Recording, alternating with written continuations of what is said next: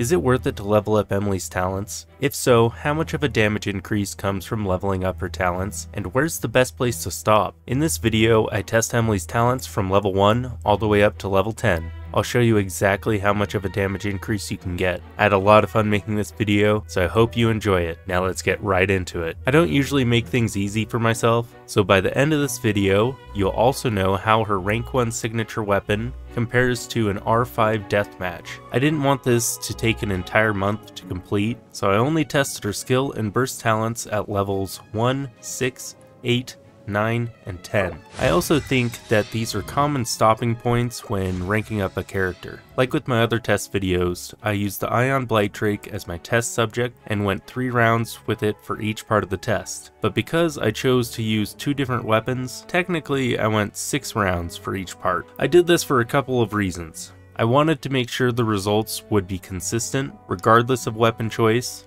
and because I wanted to know how these weapons compare. If you want to know exactly how well other weapons work on Emilie, then make sure you get subscribed. I'll have a video dedicated to her best weapons, along with an in-depth guide video. Subscribing is 100% free, and it literally takes 2 seconds. My channel is extremely small, so it seriously would mean a lot to have your support.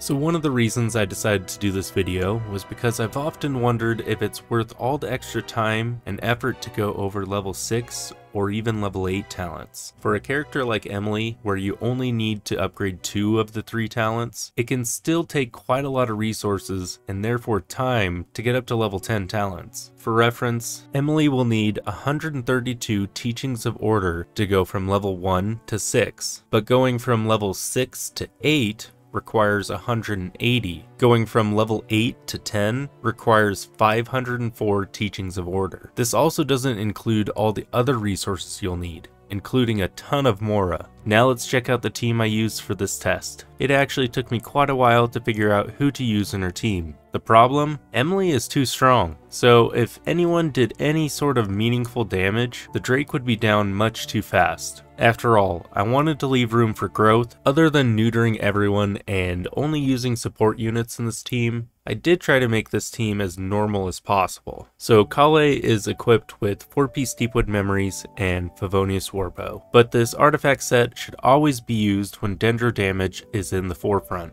In my C3 versus C4 Cave video, I found that Deepwood Memories led to a 20% damage increase. I've yet to test this on other characters, but if I had to guess, it would lead to a very similar damage increase in Emilie's case. I'll eventually test and rank Emilie's best artifacts, so you know the drill. Subscribe. She's at C0, and here are her stats with her signature weapon. Her stats actually didn't change much by switching to the deathmatch. Her attack only decreased by 48, but her crit rate increased by 3%. Everything else stayed the same. Although Lumidouce Elegy does have an energy recharge ability, but there was enough particles flying around in this team to be able to burst nearly as often as with her signature weapon. Although with the deathmatch equipped, I think she may need a bit more energy recharge in a longer battle. Okay, now let's see how Emilie did with these weapons at level 1 talents. So, because of how Emilie's skills work, I had to record a few different variables. I chose her level 2 and 3 Lumidouce case from her skill and her burst, as well as her Lingering Fragrance passive talent. Well, I suppose I could have left out her Lingering Fragrance damage, since it's based on her attack and has nothing to do with her talent level. So this damage stayed the same throughout the entire test. Although, it was also her highest damage, which is why I decided to record it. But as you can see, her signature weapon resulted in a much faster clear time. R1 Lumidouce Elegy did 18.3% more damage than R5 Deathmatch. In fact, it was the same exact result in every test, but at least it's a definitive answer and shows that the damage increase from leveling up her talents isn't dependent on build. Now let's see how much of a damage increase Emilie gets from ranking up her skill and burst to level 6. To simplify the results a bit, I removed her Lingering Fragrance damage since it didn't change. Also, I'll just go over the results with her signature weapon since the results were the same as with Deathmatch. Increasing Emilie's talent levels from 1 to 6 meant she spent nearly 13% less time battling the Drake, and led to a 40% damage increase from both her skill and burst. This is definitely worth the investment, although I will say that if you don't plan to barbecue your opponents and instead only want to use her in Nilou teams, then you can just leave her talents at level 1. Emilie needs enemies to burn to deal meaningful damage, and those teams are more dependent on elemental mastery. Now let's speedrun the rest of the results. Going from level 6 to 8 led to a 14.28% damage increase, while level 8 to 9 led to a 6.25% increase. And finally, going from level 9 to level 10 led to a 5.88% damage increase to her skill and burst. The final run actually had slightly longer clear time than with the level 9 talents, but I think that 24 or 25 seconds is the fastest clear time that Emilie is capable of in the setup. Now it becomes much more questionable on whether it's worth it or not to increase her talent levels past level 6. Although a 14% damage increase is quite substantial.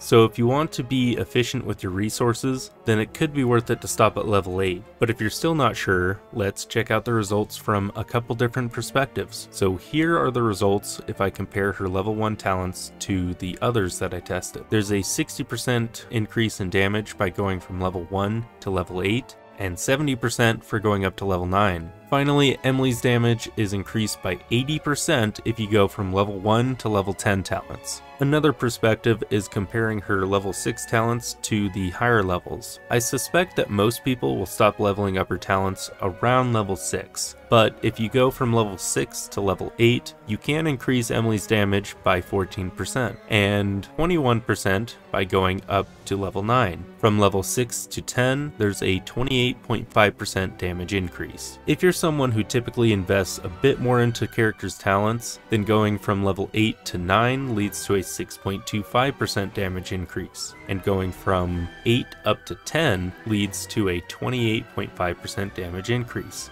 I already included the results for going from level 9 to 10, but here it is again, a 5.88% increase. If you're curious about the deathmatch results, here's what they look like. As you can see, the median increase in each tier is identical to the Lumidouce Elegy results. The only difference was the 18.3% damage increase when using her signature weapon. Finally, here's all the results from each run.